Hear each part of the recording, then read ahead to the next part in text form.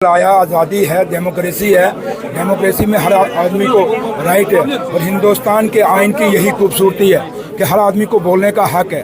और जो resolution nation conference लाई है, उस नेशन कॉन्फ्रेंस का अंदर सब कुछ क्लियर हो गया।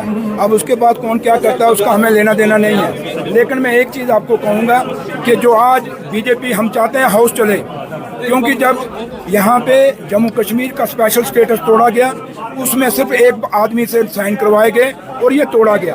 और जब आज हम कह रहे हैं तो ये हाउस कह रहा है, एक आदमी नहीं कह रहा, कोई इंडिविजुअल नहीं कह रहा, उमर साहब ने खाली नहीं कह रहे, फारूक साहब अकेले नहीं कह रहे, ये कौन कह रहा है? ये जम्मू कश्मीर की असेंबली कह रही है और मेजॉरिटी से वहाँ ये रेजोल्यूशन पास हुआ है। और रही बात के जहाँ तक बीजेपी का ताल्लुक है, बीजेपी क्यों छटपटा रही है? तो जरा इनको पूछो तो सही। ये दूसरों पे इल्जाम लगा रहे हैं। मैं इस बीजेपी को पूछें जो ये अंदर जम्मू के अपने आप को 100 कार्ड एमएलए में कह सकूंगा, क्योंकि इनकी किस्मत अच्छी कि वहाँ पे जम्मू में नेशन कॉन्फ्रेंस में इलेक्शन नहीं लड़े, वहाँ अलायंस में इलेक्शन था। काश हमारे लीडर ने हमें हुक्म किया होता, अगर जम्मू सूबे के अंदर हमारे लोग इलेक्शन जीते होते तो लड़े होते तो आज नेशन कॉन्फ्रेंस की मैक्सिमम सीटें वहाँ से निकली थी। मैं आपके सामने उसकी एक एग्जाम्पल हूँ। जिसको मैंने हराया वो कौन है? जो कल मेरे पुतले फूक रहा था। मैं इनको पूछना चाहता हूँ, 10 साल में आपने क्या किया? 10 साल में आपने जम्मू के साथ धोखा किया, जम्मू के लोगों का धोखा किया। जम्मू कश्मीर का तो किया ही किया। जिस जम्मू की ये बात करें मैं उस पर जवाब दे रहा हूँ आपको। ये जम्मू के साथ इन्होंने धोखा किया। 10 साल में इन्होंने क्या किया?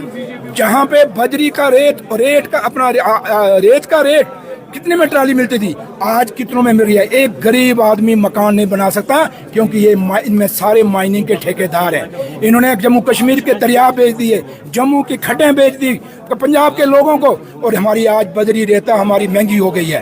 क्रैशर इन्होंने अपने इनके घरों में क्रैशर लगे हुए हैं, जिन क्रैशरों के ऊपर जाली क्रैशर लगे हुए हैं। इनको अगर पूछो कि जो भी इंडस्ट्री की ज़मीनें हैं, हमारे जम्मू कश्मीर के इंडस्ट्रियलिस्ट जो थे उनकी ज़मीनें छीनी गई, उनके प्लाट छीने गए और उनको बाहर निकाल के इनके बाहर के लोगों को इंडस्ट्री के अंदर ज़मीनें दिलाई। इंडस्ट्री में बहुत बड़े स्कैंडल इनके हैं। इन्होंने टूरिज्म के नाम पे पैसा खाया, स्मार्ट सिटी के नाम पे पैसा खाया।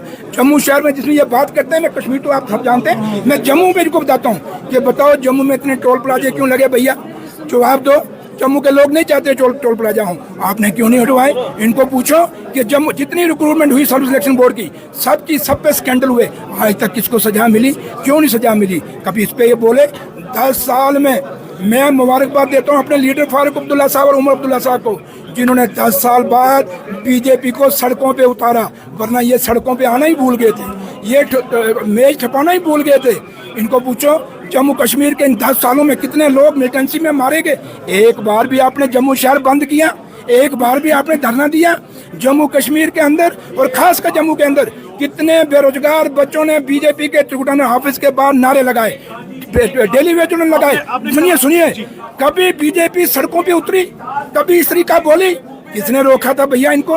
ना ये डेली वेजों पे बोले, ना ये हम बेरोजगारों पे बोले, ना जम्मू की तामीर और तरक्की पे बोले, ना स्मार्ट सिटी के घोटाले पे बोले, ना हमारी इंडस्ट्री खत्म हुई उस पे बोले, हमारी ट्रांसपोर्ट खत्म होगी उस पे बोले, ना हमारे होटल खत्म हो गए उस पे बोले, ना हॉस्पिटलों की हालत क्या है उस पे नहीं बोले। ये बोले तो बोले कहाँ? क्योंकि 370 के नाम पे इनका व्यापार चलता है, 370 के नाम पे इनकी माइनिंग चलती है, इनकी इंडस्ट्री के व्यापार चलते हैं, इनकी सब ठेकेदारियां चलती हैं। आज स्मार्ट सिटी जितने ठेकेदार बाहर के लोग आए, जितने बड़े प्रोजेक्ट हैं सब बाहर के लोग हैं। क्या जम्मू कश्मीर के बच्चों को बेरोजगारी मिल रही है?